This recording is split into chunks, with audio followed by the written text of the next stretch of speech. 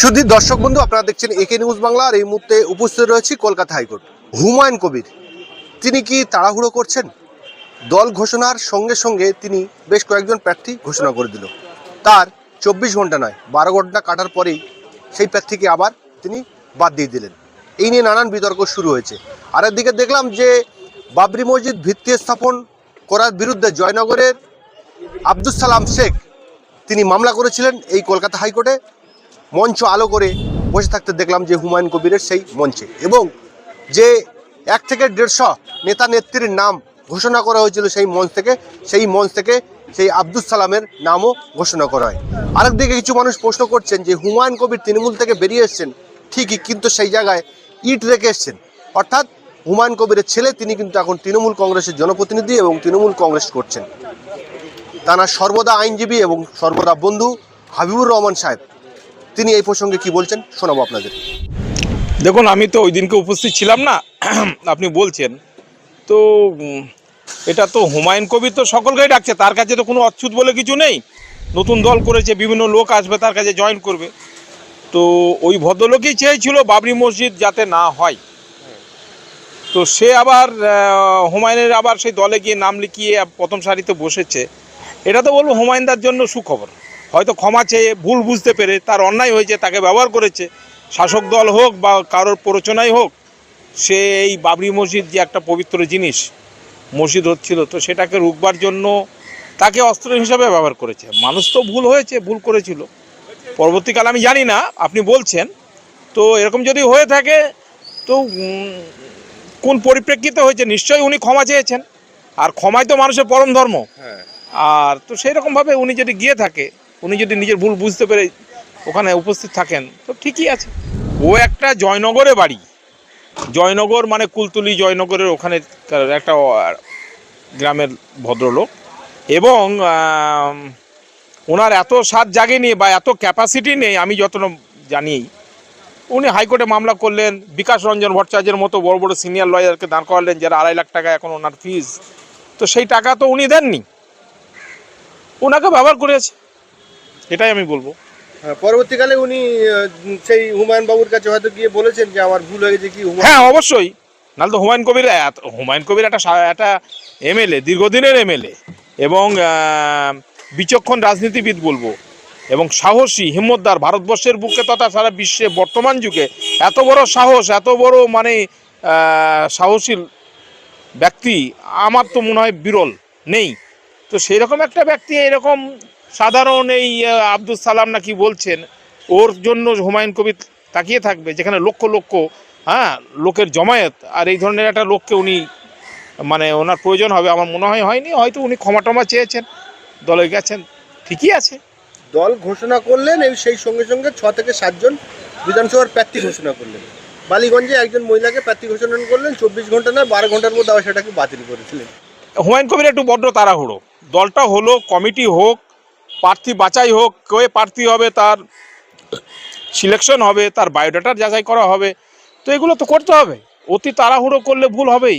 তার জন্য তার একটা এরকম একটা মহিলাকে যে উনি প্রার্থী করলেন, তারপর প্রার্থীপদ প্রত্যাহার করিয়ে নিলেন। তো এটা দলের কাছে, ওনার কাছে একটা খারাপ বার্তাই বলবো। ওনার ওটা উচিত হয়নি, এবং আগামী দিনেও ওনাকে আরও সচেতন হতে হবে। রাজনৈতিক দল খুলেছেন, সেই দলের চেয়ারম্যান, তার বক্তব্য রেসপন্সিবল হবে। মানুষ তার দিকে তাকিয়ে রয়েছে, তো সেগুলো তাকে সতর্ক হওয়া উচিত। ভয়ের মধ্যে আছেন, কথাবার্তার মধ্যে একটা জড়তা ভাব আসছে। দেখুন, হুমায়ুন কবির যে কাজটা করেছে এটা তো ভয় পাওয়ারই একটা, মানে যে কোনো সাধারণ ব্যক্তি সে মানে এই চাপ সহ্য করার মতো ব্যাপার নয়। তো সেখানে হুমায়ুন কবির বিরাট চাপ নিয়েছেন, বিরাট চ্যালেঞ্জ। এবং আগামী দিনে শাসক দল, যেখানে কংগ্রেস নিশ্চিহ্ন হয়ে গেছে, সিপিএম যেন 34 বছর শাসন করে তাদেরকে দূরবীনে দেখতে হচ্ছে, একটাও এমএলএ জিততে পারেনি, সেখানে হুমায়ুন কবির এসে এরকমভাবে বিরাট আর আলোড়ন সৃষ্টি। এবং এটা তো স্বাভাবিক, এখন যদি ভোট হয় তো হুমায়ুন কবির মানে কত সিট পাবে সেটা মানে কল্পনার বাইরে।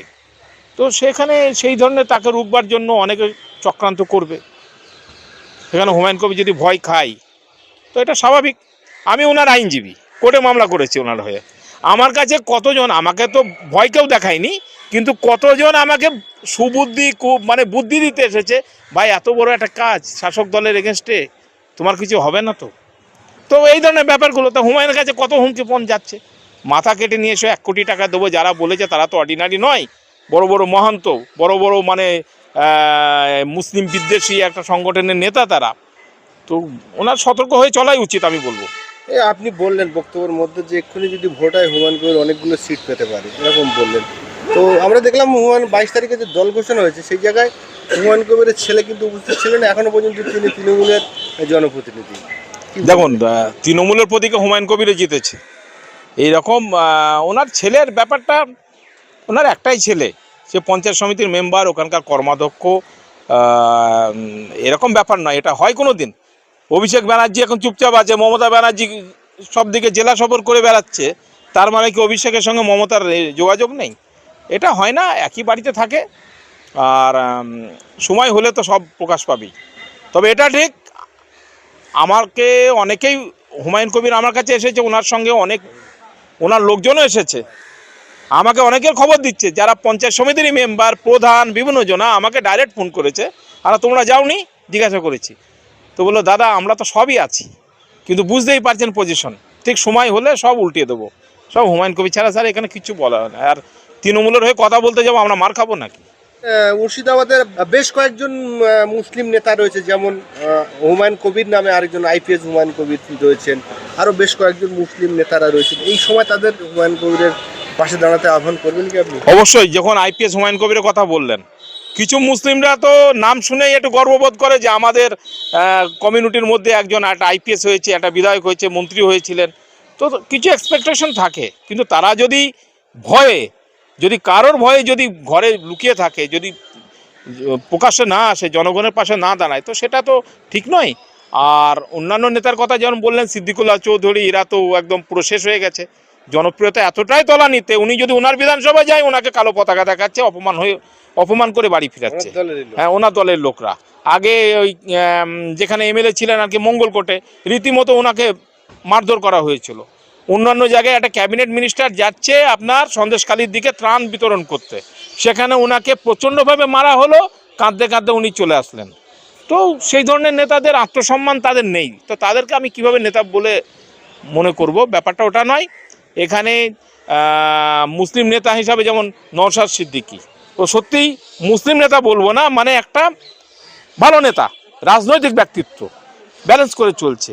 মুসলিম ধর্মগুরু তহা সিদ্দিকী, আজকে সে সবুজ বাতি গাড়িটাও কিন্তু এই রাজ্য সরকারের দৌলতে উনি ব্যবহার করছেন, কিন্তু সেগুলোকে তোয়াক্কা না করে ও সত্য কথাটা বলছে, ঠিকই আছে। তো যারা শিক্ষিত, মুসলিম কেন, মানে যারা শিক্ষিত, মার্জিত, যারা সমাজ নিয়ে ভাবে, দেশ নিয়ে ভাবে, দেশকে ভালোবাসে, তাদের আগিয়ে আসা উচিত, মানুষের পাশে দাঁড়ানো উচিত হুমায়ুন কবিরের মতো। আর শেষ যে মামলা করেছিলেন জনস্বার্থ মামলা, সেই ভদ্রলোকের আমরা কোনো পরিচয় এখনো পর্যন্ত বা সামনাসামনি দেখার সৌভাগ্য আমাদের না, আমিও দেখিনি, কোর্টে যেগুলো হিয়ারিং করলাম তো সেই লোকটাকে দেখলাম না, কিন্তু সে তো রয়েছে, সেটা তো এফিডেভিট করেছে, তার আধার কার্ড দেওয়া আছে, সমস্ত কিছুই। তো সেটা সে হয়তো সে বুঝতে পেরেছে, ভুল বুঝেছে, যাই হোক, সেটা সেই নিয়ে আমি কি বলবো, এখানে আমার কোনো বক্তব্য নেই। আমরা সূত্র মারফত খবর পেলাম যে আপনি যেমন হুমায়ুন কবিরের আইনজীবী, সঙ্গে সঙ্গে বেশ ক্লোজ বন্ধু, তো সেই বন্ধুর হয়ে মুর্শিদাবাদবাসীকে কি আবেদন করবেন? দেখো, মুর্শিদাবাদবাসী তো এটা তো পিছিয়ে পড়া একটা জেলা বলুন, আজকে লেবার, পরিযায়ী শ্রমিক মুর্শিদাবাদেই সব থেকে বেশি। আর মুর্শিদাবাদে সত্যিই উন্নয়ন হয়নি। কলকাতায় 9টা এমএলএ, সেখানে 8টা মন্ত্রী, ক্যাবিনেট মিনিস্টার, আর ওখানে 20টা এমএলএ জিতলো তৃণমূলের, সে একটা রাষ্ট্রমন্ত্রী একজনকে দিয়েছে, তার কোনো ভ্যালু নেই। সে লালবাতি গাড়িটাই সুযোগটা পেয়েছে, চড়ে চড়ে বেড়াচ্ছে সরকারি তেল খরচে, একটা তার সিগনেটারি পাওয়ারও নেই, কোনো কিছু তার ক্ষমতা নেই। সে একজনকে বলুক কোনো একটা কাজের জন্য, বিদ্যুৎ মন্ত্রী, কোনো বিদ্যুৎ স্টেশন ম্যানেজারকে বলুন যে অবৈধভাবে আপনি কারোর বুকিং কেটেছেন বা কারোর উপর ফাইন করেছেন, কথা শুনবে না তার। তো একটা মুর্শিদাবাদের লোকরা প্রকৃত নেতার অভাব, তাদের দাবি দাওয়া যে ছিনিয়ে আনতে পারবে সেই ধরনের লোককে সমর্থন করাই উচিত। সেক্ষেত্রে হুমায়ুন কবিরটা আজকে মুর্শিদাবাদের গর্ব। আজ যে ভারতবর্ষ তথা বহির্বিশ্বে মুর্শিদাবাদ জেলা ভারতবর্ষে যে একজন আছে সেটা জেনে গেছে, সাহসী বক্তা বিভিন্ন লোকরা আসছে, এবং এই বাবরি মসজিদ কেন্দ্র করে এলাকায় হিন্দু মুসলিম যারা দোকান বসিয়েছে তাদের বিরাট বেচা কেনা, তারা ভাবছে যে তাদের কাছে একটা লটারি স্বরূপ এসে গেল, এবং আগামী দিনে যদি বাবরি মসজিদ হয়ে যাবে, এলাকার অর্থনৈতিক চরিত্র বদলে যাবে, মানুষের ইকোনমিক পরিবর্তন ঘটবে, সেখানে মানুষকে আর বাইরে যেতে হবে না। তো সেটা হওয়া উচিত। আর আমিও হুমায়ুন কবির সাহেবকে বলবো যে যে ইস্যু নিয়ে উনি প্রথমে এসছেন বাবরি মসজিদ, এটাকে আপনি সমস্ত কাগজপত্র তৈরি করে প্রসেস করুন, তার বাবরি মসজিদের কাজটাকে শুরু করে দিন। মানুষ আপনার পাশে আছে, মানুষ দান দিচ্ছে, এটা ভাবা যায়। কার সঞ্চয় করে 1 টাকা 2 টাকা সঞ্চয় করে সমস্ত এনে ওখানে দিয়ে দিচ্ছে, ইতিমধ্যে 10 বিঘা জমি দান হয়েছে। দান হয়ে গেছে। এটা বিরাট ব্যাপার। এটা হুমায়ুন কবিরের প্রতি একটা ভালোবাসা আছে। আর ওই লোকটাকে তো আমি কাছ থেকে দেখেছি, উনি যখন এমএলএ ছিলেন না, যখন জেলা পরিষদের মেম্বার ছিলেন, পঞ্চায়েত সমিতির মেম্বার ছিলেন, ওনার আমি অনেক কেস করে দিয়েছি। হ্যাঁ, ওই ফেরিঘাটকে নিয়ে ওনাকে ফেরিঘাট পাইয়ে দিয়েছিলাম একবার হাইকোর্ট থেকে। তো সেই লোকটা দেখেছি সাহসে বরাবরই আছে, মানুষকে নিয়ে চলে। একটা লোক সেখানে তার জন্য কোনো মানে তৃণমূল বিজেপি কোনো দল দেখছে না। হুমায়ুন কবির বলছে যা ও যদি বিজেপি করে বিজেপিকেই ভোট দেবো, যে যাই উস্কানি দেখ।